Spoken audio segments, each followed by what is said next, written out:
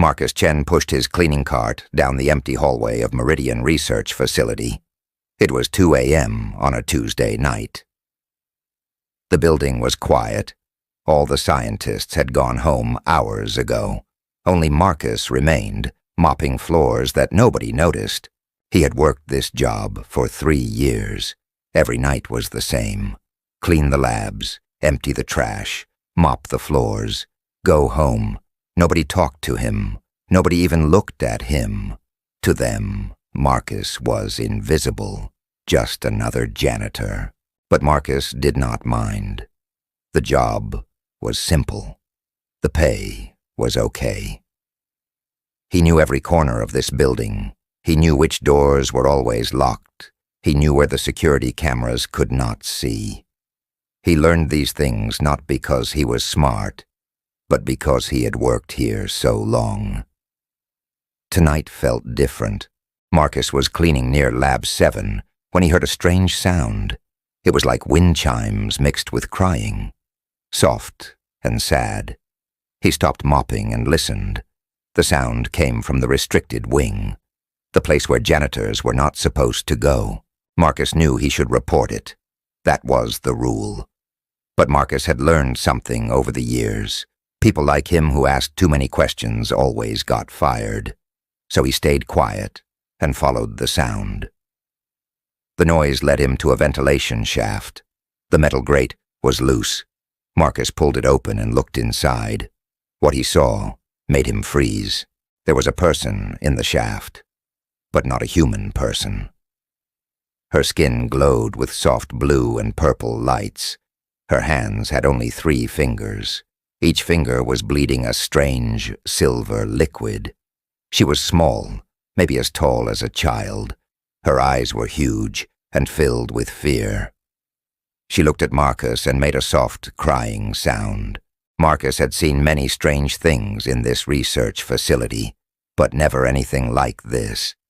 His hands shook as he reached toward her.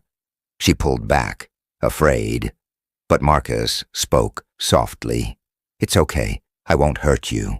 The creature watched him carefully. Slowly she reached out her 3-fingered hand. Marcus helped her out of the shaft. She could barely stand. Her legs were shaking. There were cuts and scars all over her body. Marcus saw a metal tag on her wrist. It said, Subject X47. She was not a person to them. She was just a number, an experiment. Marcus looked into her large eyes. He saw pain there. He saw fear. But most of all, he saw someone who needed help. Not a monster, not an experiment, a person.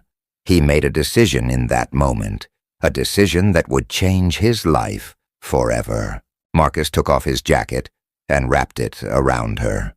She was cold and shaking. He pointed to himself. "Marcus," he said. Then he pointed to her and raised his eyebrows. She touched her own chest. She made a sound like Zira. It was not a human sound, but Marcus understood. That was her name. "Okay, Zira," Marcus whispered. "We need to get you out of here." He knew what would happen if the scientists found her missing. They would search the whole building. They would check the security cameras. They would blame him. But Marcus could not leave her here. He had seen the scars on her body. He knew what they were doing to her in those labs. Testing, cutting, studying, hurting. Marcus looked at his cleaning cart. It was big enough. He helped Zira climb inside, hiding her under the dirty towels and cleaning supplies. She curled up small, trusting him. "Stay quiet," Marcus said. "Just a little longer." He pushed the cart toward the exit. His heart was beating fast. Any moment someone might stop him. Any moment the alarms might sound. But nobody stopped a janitor pushing a cleaning cart. Nobody even looked. Marcus Chen had been invisible his whole life. Tonight, being invisible saved someone else's life. As he pushed the cart into the cold night air, Marcus wondered what he had just done. He had just stolen the most valuable thing in this facility. He had just become a criminal. But when he looked down at Zira hiding in his cart, he knew one thing for certain. He would do it again. Marcus carried Zira up the stairs to his apartment. She was light, too light for someone her size. Her body felt cold against his arms. The jacket he gave her barely covered her wounds. His apartment was small and old. One bedroom, a tiny kitchen, broken furniture he had found on the street. But it was home, and right now, it was the safest place he could think of. He laid Zira on his couch. She looked around with her huge eyes, seeing everything. The flickering TV, the stack of unwashed dishes, the plants growing on his windowsill. Her eyes stopped on the plants. She stared at them for a long time. Marcus grabbed his first aid kit. He had bandages, antiseptic, pain pills. But when he opened it, he realized something terrible. He had no idea how to help her. Her blood was silver blue.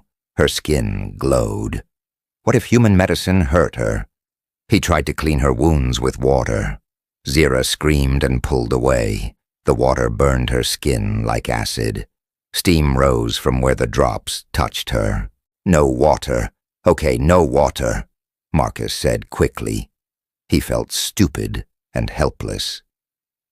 Zira was breathing hard. She pointed at Marcus's water glass, then shook her head violently. Water was poison to her. Marcus brought her food next. Bread, fruit, crackers, everything he had. But Zira pushed it all away. She stood up, shaking, and walked to his plants. She touched a dying fern with her 3 fingers. The plant seemed to glow. Then Zira made eating gestures. "You eat plants?" Marcus asked. "Like the actual plants?" Zira nodded. But then she did something stranger. She placed her hand flat against the wall where sunlight came through the window. Her skin started glowing brighter. The wounds on her body began to close slightly. Marcus understood. She was like a plant herself. She needed sunlight. She absorbed nutrients through touch and light, not through eating. Over the next 2 days, Marcus learned about Zira. She could not speak English, but she was learning incredibly fast. She would point at things.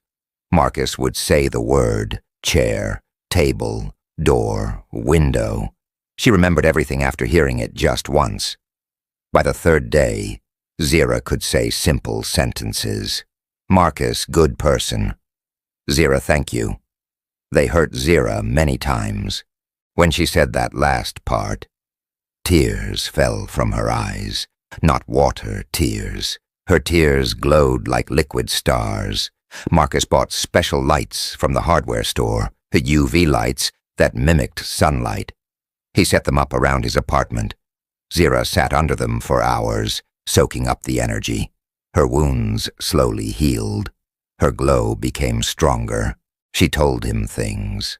Not with words at first, but with images. She would touch his hand, and Marcus would see pictures in his mind. Her world, her people, her ship crashing in ice and snow. Men in black suits taking her away. Months of pain in white rooms. Scientists cutting her open again and again, watching her heal, then cutting her again. Marcus felt sick. His own people had done this. Humans had done this. "I'm sorry," he told her. "I'm so sorry." Zira touched his face gently. Marcus heard a voice in his head. Not words, just feelings, gratitude, trust, hope. On the 4th day, everything changed. Marcus woke up to the sound of heavy boots in the hallway. Voices shouting, someone banging on doors. His blood turned to ice. He ran to the window and looked down. Black SUVs surrounded his building. Men in tactical gear were entering the lobby. They were not police. They were corporate security, Meridian security. They had found her. "Zira," Marcus shouted. "We have to go, now." Zira jumped up, fear in her eyes. She understood danger. She had lived with it for months. Marcus grabbed her hand and ran to his bedroom. He pulled open a small door in his closet. Behind it was an old maintenance shaft. The building was 70 years old. It had tunnels and passages that nobody used anymore. Marcus had explored them when he first moved in, just out of curiosity. Now those tunnels would save their lives. The banging on his apartment door got louder. "Open up! Meridian Security!" Marcus and Zira crawled into the shaft. It was dark and narrow. Zira's glow provided the only light. They crawled through dust and cobwebs. Behind them, Marcus heard his door break open, heard men shouting, heard them searching his apartment. "Find them. They can't be far." Marcus led Zira through the walls of the building, through spaces between floors, down old pipes and forgotten tunnels. His clothes tore, his hands bled, but he kept moving. They came out in the basement, near the old boiler room. From there, a rusted door led to the city sewers. Marcus had never gone down there before. It smelled terrible. It was dark and cold, but it was their only chance. He and Zira dropped into the sewers. The sound echoed. Above them they heard boots running, voices getting closer.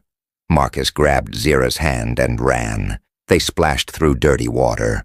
Rats scattered in the darkness. Zira's glow lit the way. They ran for what felt like hours. Finally, Marcus found a ladder leading up. He pushed open a manhole cover.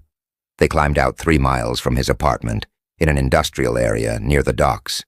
They were covered in filth, exhausted, shaking, but they were alive. Zira looked at Marcus. She placed her glowing hand on his chest, right over his heart. In his mind, Marcus heard one word, not in English, not in any human language, but he understood it perfectly. Friend. Marcus started to cry. Nobody had called him friend in years. "Yeah," he whispered. Friends. They disappeared into the night, 2 unlikely souls running from a world that wanted to tear them apart. The first escape was complete. But Marcus knew the truth. This was just the beginning. Meridian would never stop hunting. They had lost something worth billions, and they would do anything to get her back. 2 months passed like a bad dream. Marcus and Zira never stayed in one place for more than 3 days. They slept in abandoned warehouses.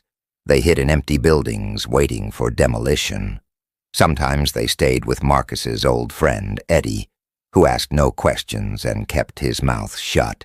Marcus had quit his job at Meridian, obviously. He emptied his bank account before they could freeze it. $3,000. It sounded like a lot, but money disappeared fast when you were running for your life. Zira changed during those weeks. She learned English completely. She watched people on the streets and copied how they walked, how they talked, how they acted. Marcus bought her a large hoodie and sunglasses. In the dark, if you did not look too closely, she could almost pass for human. Almost. At night, when they were alone, Zira told Marcus about her world. She spoke in his mind now, showing him images while she talked. Her planet was called Yilkara, a place with 3 suns and floating cities. Her people were explorers and scientists who traveled the stars, studying life wherever they found it. "We learn from others," Zira said softly. "We never take, we never hurt. We only observe and share knowledge." Her ship had been damaged by a solar flare, emergency landing, the Arctic ice. She thought humans would help her. Instead, they locked her in a cage.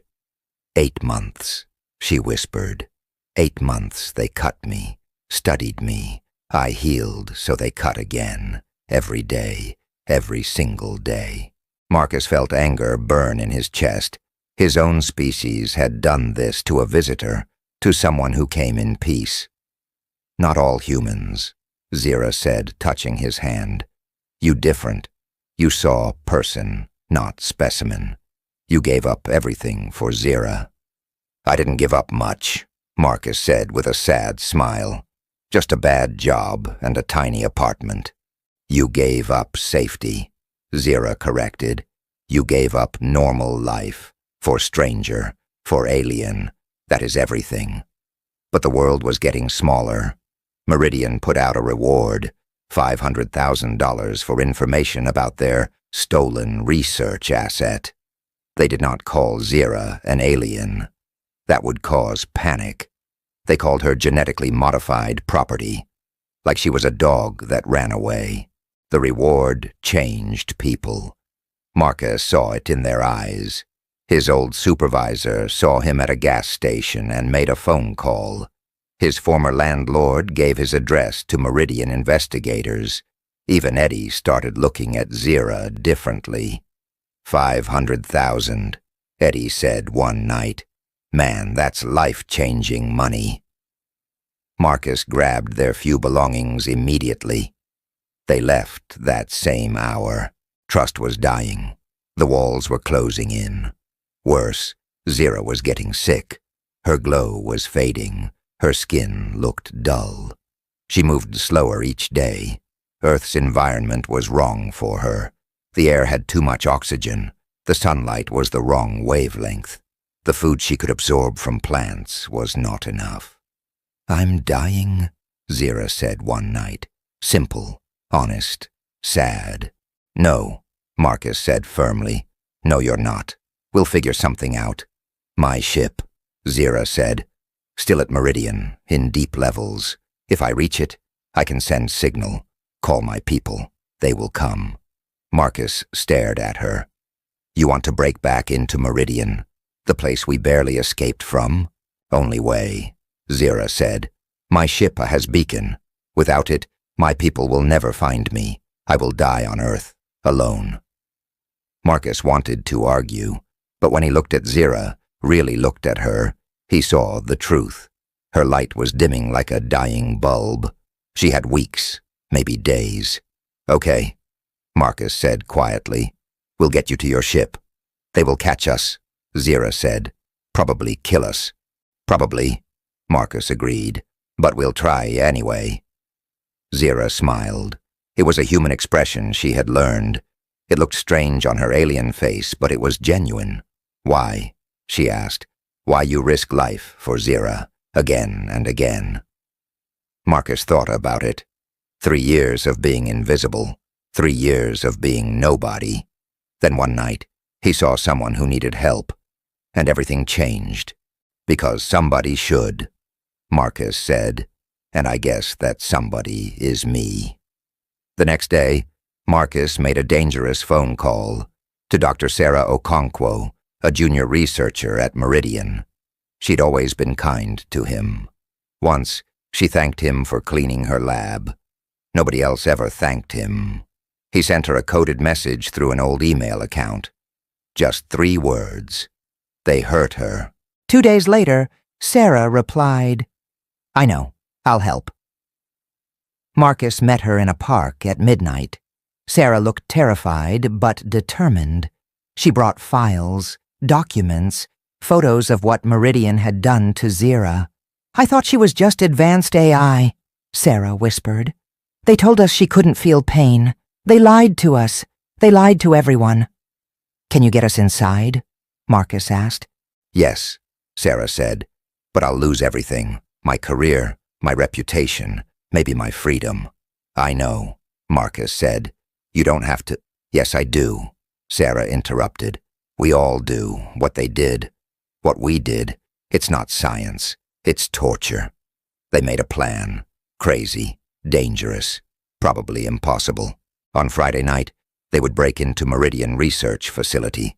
Marcus would save Zira for the second time, or they would all die trying." As Marcus walked back to their hiding place, he thought about his old life. Quiet. Safe. Boring.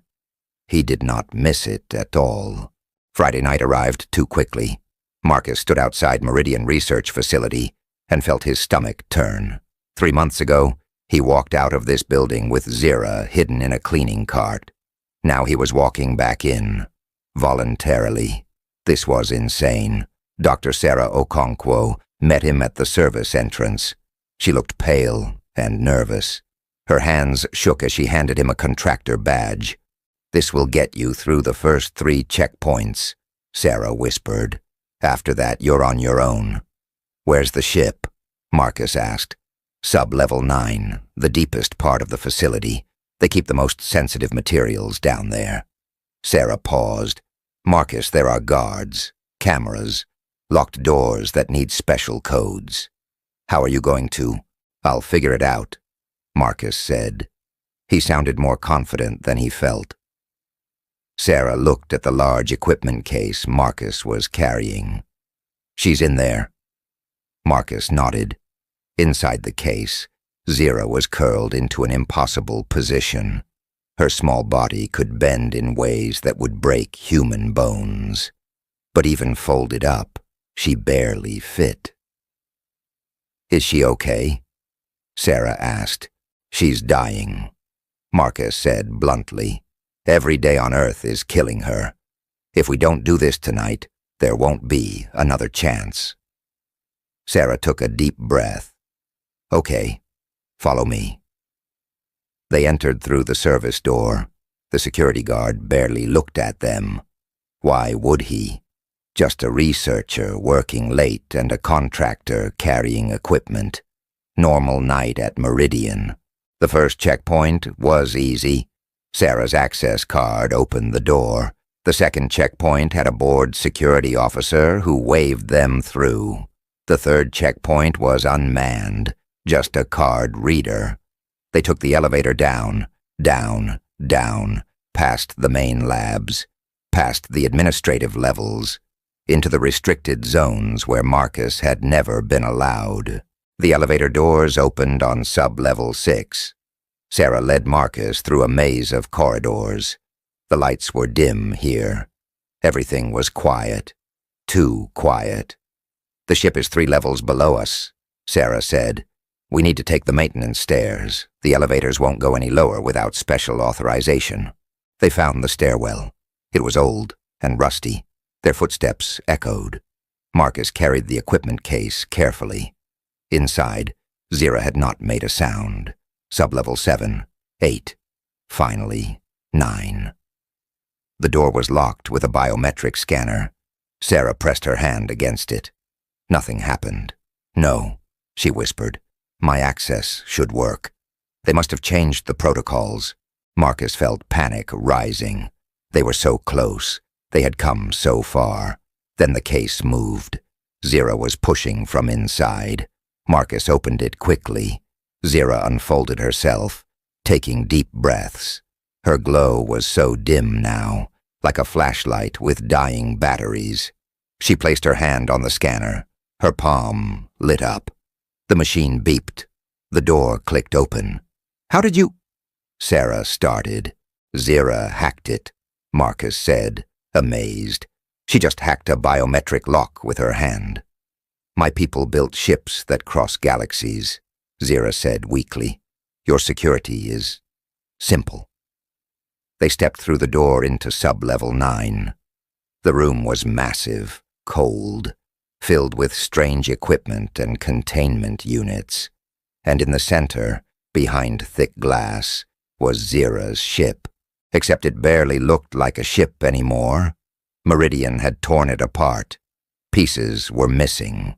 Panels had been removed. Wires and components were labeled and stored in containers. Zira made a sound like a sob. "They destroyed it. They destroyed my home." "Can you still signal your people?" Marcus asked desperately. Zira walked closer to the glass. She studied what remained of her ship. "The core is intact. Yes, I can send signal, but—" She turned to look at Marcus and Sarah. "When I activate it, alarms will sound. Everyone will know we are here." "How long do you need?" Sarah asked. 2 minutes to interface with core, 3 minutes to send signal," Zira said. 5 minutes total. Then we have 5 minutes to hold them off," Marcus said. He was just a janitor. He had no weapons, no training, no plan beyond get Zira to the ship.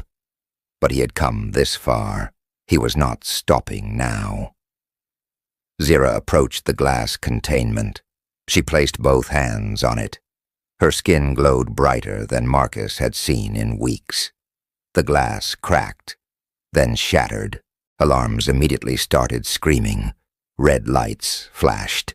Somewhere above them, boots started running. "Go," Marcus shouted. "Do whatever you need to do." Zira ran to what remained of her ship. She placed her hands on the core, and her whole body lit up like a star. Energy flowed between her and the machine. Ancient technology responding to its creator. Sarah stood frozen. "They're coming, Marcus, they're coming." Marcus could hear them, voices shouting, heavy footsteps on the stairs, getting closer, closer. He looked at Zira, glowing and desperate, trying to call her family across the stars. Now he looked at the doorway where armed men would appear any second. And Marcus Chen, the invisible janitor who nobody ever noticed, made a decision. He would buy her time, whatever it cost. He stepped in front of the door and waited for Meridian's revenge. The door exploded open. 6 men in tactical gear flooded into Sub-Level 9. They carried weapons that looked too advanced for security guards. Their helmets had red visors that made them look like machines instead of people. Behind them walked Director James Hawthorne. He wore an expensive suit and a cruel smile. Marcus had seen him before, from a distance, the man who ran Meridian's security, the man who had hunted them for 3 months. "Marcus Chen," Hawthorne said, his voice echoing in the huge room. "The janitor who cost us $3 billion. Marcus stood his ground. His legs wanted to run. His hands wanted to shake, but he stayed in front of Zira, blocking her from view. Behind him, Zira was still connected to the ship's core. Blue energy crackled around her body. She was sending the signal, calling her people, but she needed more time. $3 billion, Marcus said, trying to keep Hawthorne talking. "That's what you think she's worth, a price tag. Her DNA alone is worth that much," Hawthorne said, walking closer. "Do you know what we could do with her healing factor, her telepathy, her biology? We could change medicine forever. We could change warfare forever." "You mean you could make money forever?" Sarah said, stepping forward. She had been quiet, scared, but now anger filled her voice. "You told us she was artificial. You said she couldn't feel pain. You lied to everyone." Hawthorne laughed. "Dr. Okonkwo, I'm disappointed. You were supposed to be smart. Did you really think we'd tell junior researchers the truth? You needed to believe she was just a sophisticated machine. Otherwise, you wouldn't have done the work." Sarah's face went white. "The experiments, the surgeries, I helped with those. I helped hurt her. You helped advance science," Hawthorne corrected. "And now you're going to prison for corporate espionage. Guards, take them." The tactical team moved forward. Marcus raised his empty hands. What could he do? He was nobody, just a janitor. No weapons, no powers, nothing. But Sarah had one last card to play. "Stop," she said loudly. She held up her phone. "See this? I've been uploading files for the last 40 minutes. Every document, every video, every piece of evidence showing what Meridian did to Subject X-47. What you did to Zira." Hawthorne's smile disappeared. "You're bluffing. Journalists already have it," Sarah continued, her voice shaking but determined. "So does the UN, the FBI, human rights organizations. In 20 minutes, if I don't cancel the timer, everything goes public. The whole world will know you tortured a sentient alien. Meridian will be finished." For a moment, nobody moved. Hawthorne's face turned red with rage. His hand moved toward his weapon. "Then I'll settle for revenge," Hawthorne said coldly. He pulled out a pistol and aimed it at Marcus. "You took something from me. Now I take something from you." Time seemed to slow down. Marcus saw Hawthorne's finger on the trigger. He saw Sarah scream. He saw the tactical team raise their weapons. This was how he died, protecting an alien he barely knew, in a basement nobody would ever find him in.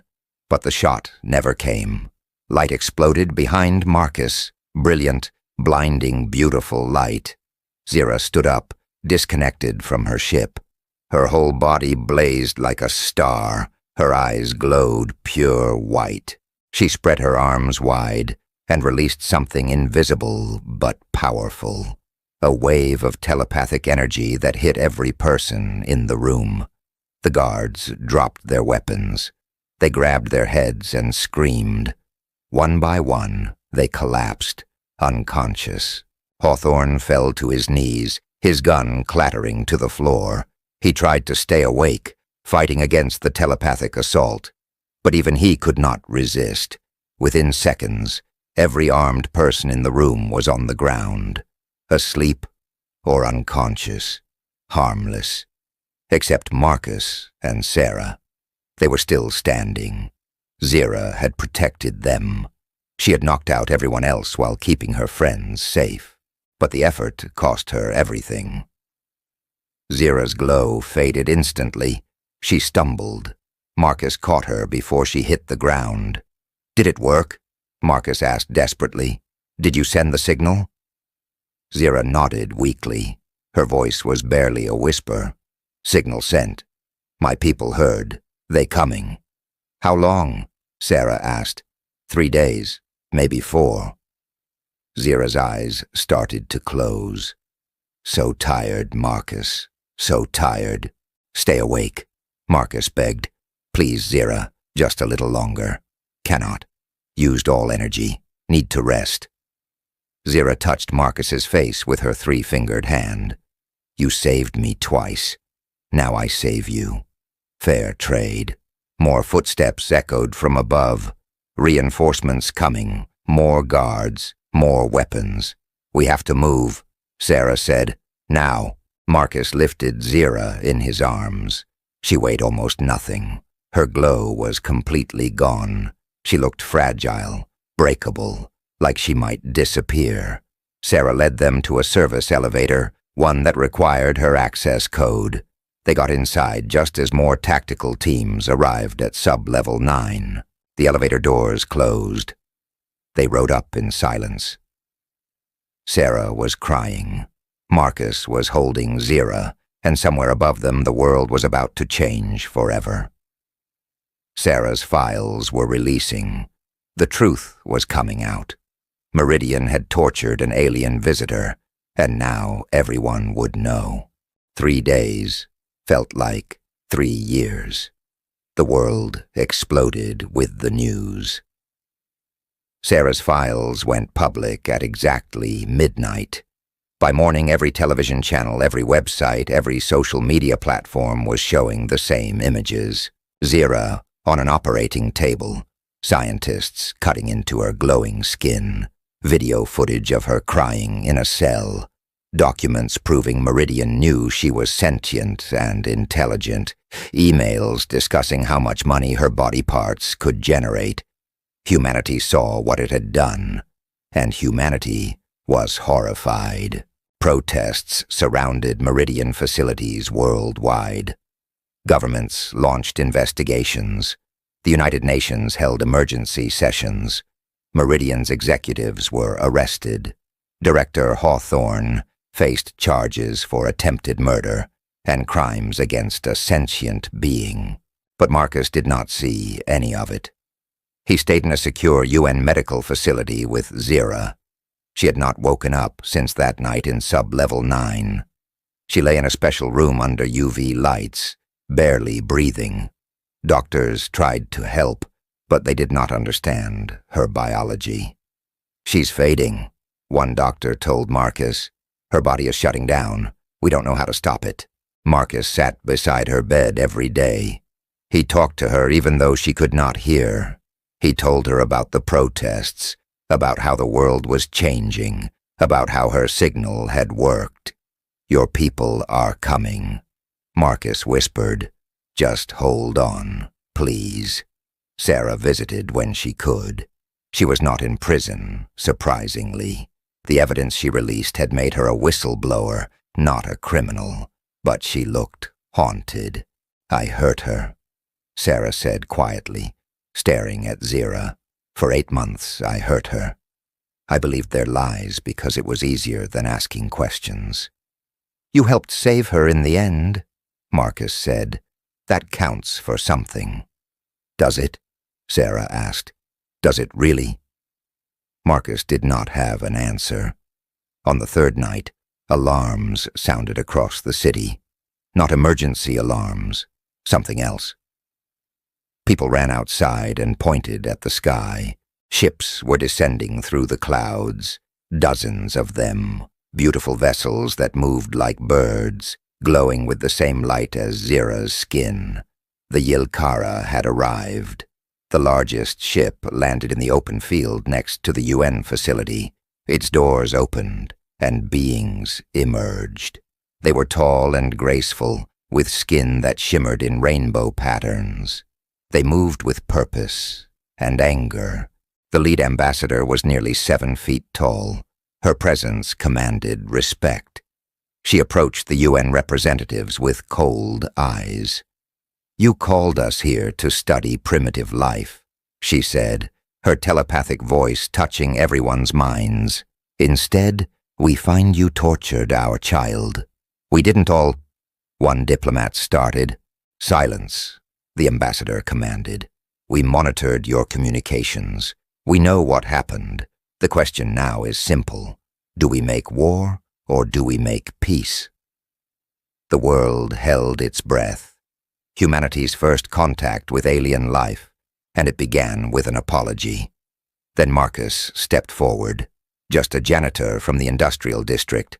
Nobody important, but he carried Zira in his arms, wrapped in blankets. "She's dying," Marcus said simply. "Please help her." The Yilkara ambassador looked at Marcus for a long moment, then at Zira, then at the thousands of humans watching with cameras and phones.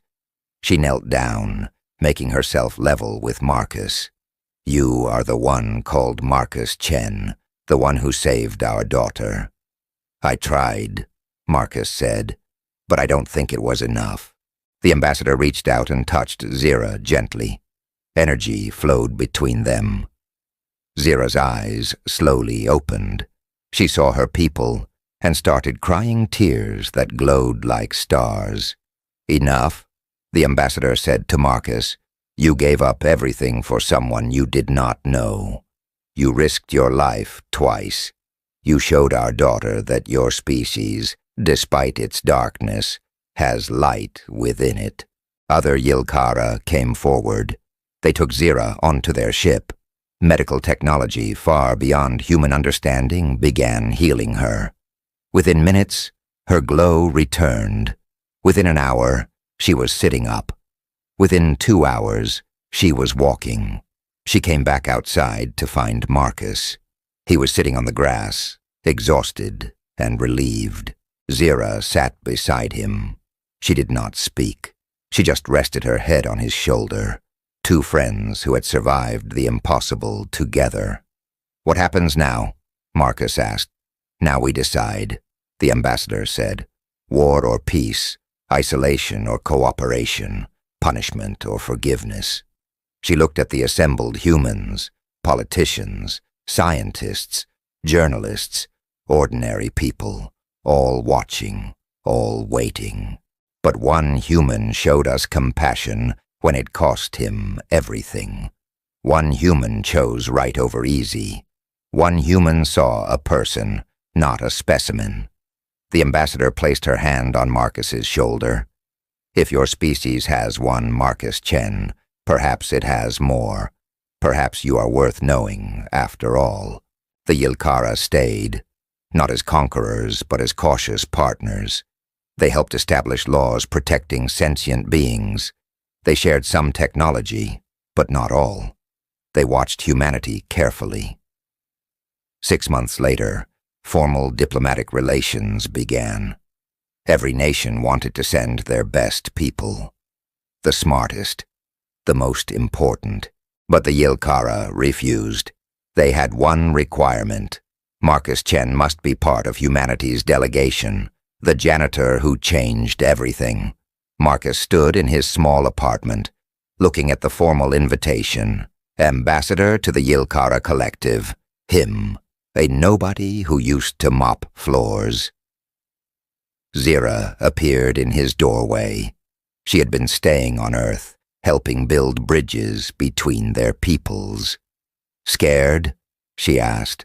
Terrified, Marcus admitted. Good, Zira said, smiling that human smile she had learned. Means you care, means you try hard. Marcus looked at his reflection in the mirror. Same face, same ordinary person. But everything had changed. He had been invisible his whole life. Now he would speak for the entire human race. Ready? Zira asked. Marcus thought about it. About the journey that started with a sound in a ventilation shaft. About choosing compassion over safety. About becoming someone who mattered.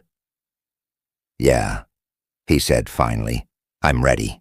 Together they walked toward a future where humans and aliens learned to understand each other, where mistakes were acknowledged and forgiveness was possible, where one person's choice to help a stranger created hope for two entire species. Marcus Chen had been nobody. Now he was the bridge between worlds, and it all started because he chose to see a person in pain and decided to help. Sometimes that is all it takes to change everything.